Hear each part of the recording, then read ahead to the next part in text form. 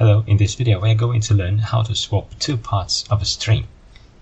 In order to do this, we need to use capturing groups and backreferences that refer to the values captured with those groups. Now let's look at these strings. We want to match the part before the first underscore and replace it with a part after the last underscore. In order to do this, we need to write a regular expression to match this format first. I already wrote this pattern before. Here it is. If this pattern matches the start of the string first with a caret symbol, then it captures into group 1 or more characters other than underscore and new line. The new line is added because this is a multi-line string demo. Next, we capture into group 2 any 0 or more characters other than line break characters, as many as possible, up to an underscore, and the rest, 1 or more characters other than line break characters, are captured into group 3, and end of string should follow. You can see the group IDs when you hover over these groups here.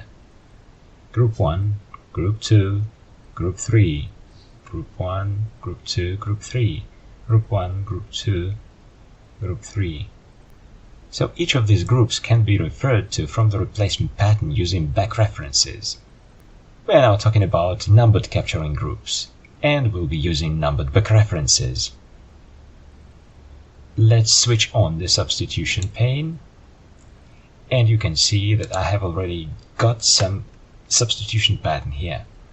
It puts group 3 value at the beginning, group 2 value where it was in between, and group 1 is now at the end.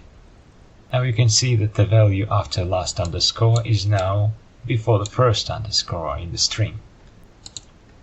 And same goes for the part before the first underscore, it is now at the end. Please note that backreference syntax differs across regex implementations.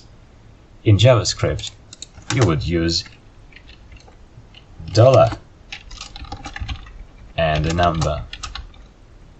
You can use the same backreference syntax in Java and .NET. However, in Python or in R, we usually use backslashes. So that's why I keep backslashes right here. And now let's have a look at the code demo. And here is the R code demo showing how to use the regular expression that I explained before. So in this case, we have a character vector X containing all our example strings. We're using the sub function that will actually run the regex replacements.